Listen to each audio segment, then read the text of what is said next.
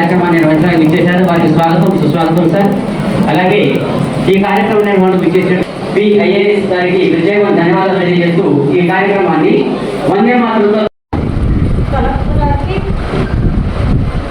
ముందుగా మా రిటైర్ అవుతున్న అందరి ఉపాధ్యాయుల తరఫున మీకు అభినందనలు తెలియజేస్తున్నాను సార్. మమ్మల్ని అందరినీ ఇక్కడ గ్యాదర్ చేసినందుకు.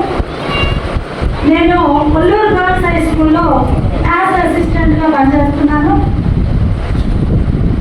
నేను నా వృత్తిని ఎప్పుడు బరువుగా భారంగా భావించలేదు. దీన్ని ఆనందించాను, ఆస్వాదించాను. వాడు అసూయ పడే విధంగా రూపొందించి నడుపుతున్న వారికి మనందరి తరఫున ప్రత్యేకించి ప్రసంగించవలసిందిగా మనం. నమస్కారం, శుభ సాయంత్రం.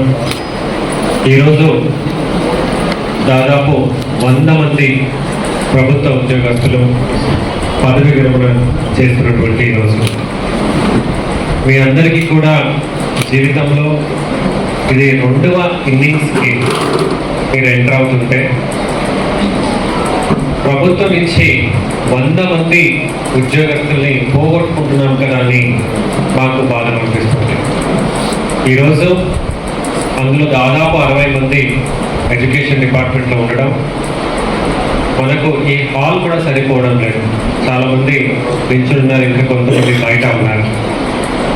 అయితే మీ అందరూ కూడా చేసిన సుదీర్ఘ ప్రభుత్వ సేవానికి జిల్లా యంత్రాంగం తరఫున మీ అందరికీ కూడా నేను ధన్యవాదాలు తెలియజేస్తున్నాను.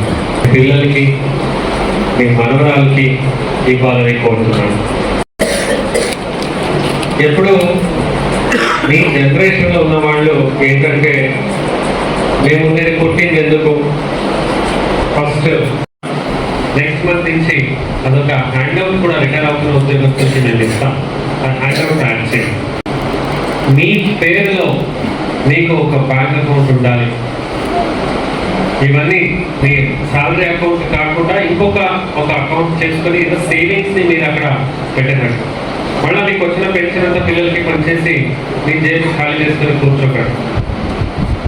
సపరేట్ ఒక ప్రాపర్టీ ఉండాలి, సైటా, ఇల్లా, ఏదో ఒకటి ఉండాలి. మిమ్మల్ని మీరు ఎవరు మిమ్మల్ని చూసుకోలేకపోయినా మిమ్మల్ని మీరు చూసుకోగలగాలి, మిమ్మల్ని మీరు చూడగలగాలి.